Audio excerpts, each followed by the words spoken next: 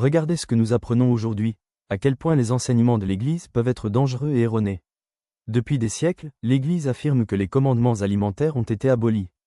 Pourtant, cet enseignement est en contradiction avec les Écritures, avec l'enseignement de Yeshua et avec la pratique des apôtres.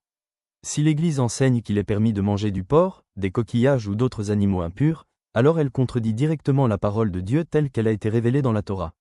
Cela ne peut donc pas être l'enseignement de Dieu, mais une tradition humaine et païenne. Croisillons accomplissement, ce que Yeshua dit réellement. Dans l'Évangile selon Matthieu, chapitre 5, versets 17 à 18. Ne croyez pas que je sois venu pour abolir la loi ou les prophètes.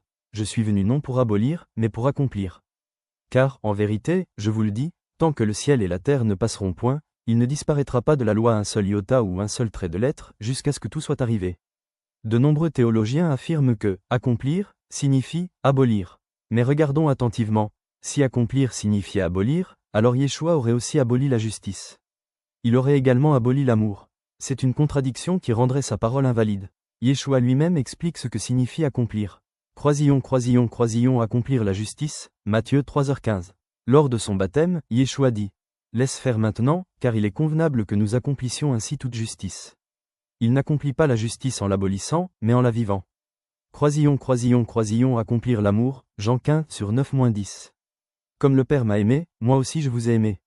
Demeurez dans mon amour. Si vous gardez mes commandements, vous demeurerez dans mon amour, comme j'ai gardé les commandements de mon Père et que je demeure dans son amour.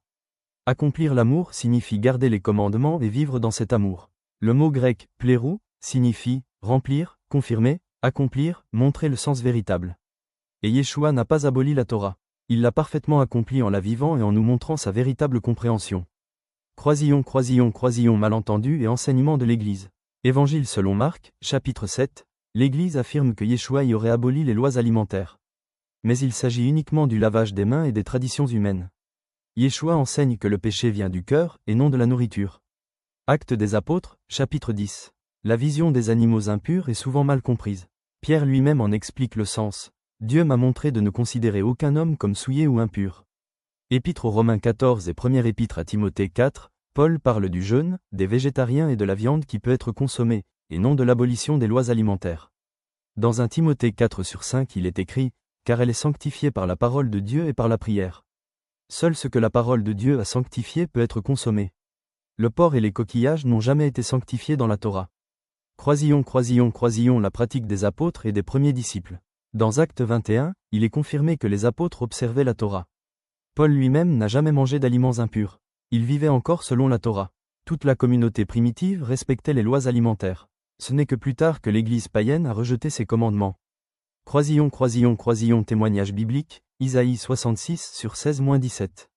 Car par le feu et par son glaive, YHWH jugera toute chair. Ceux qui mangent de la viande de porc, des souris et d'autres abominations périront ensemble, dit YHWH. Même dans le jugement de la fin des temps, le fait de manger des aliments impurs a une importance. YHWH ne change pas ses commandements. Croisillons, conclusion, la vraie fidélité. Yeshua a lui-même dit « Moi et le Père sommes un ». Jean 10h30, s'il est un avec le Père, alors il a observé les commandements selon la volonté du Père. Ainsi, celui qui prétend suivre Yeshua doit faire ce qu'il a fait. La véritable disciple consiste à se détourner des enseignements païens. Seuls ceux qui gardent les commandements et suivent Yeshua marchent dans la vraie lumière. Si vous m'aimez, gardez mes commandements.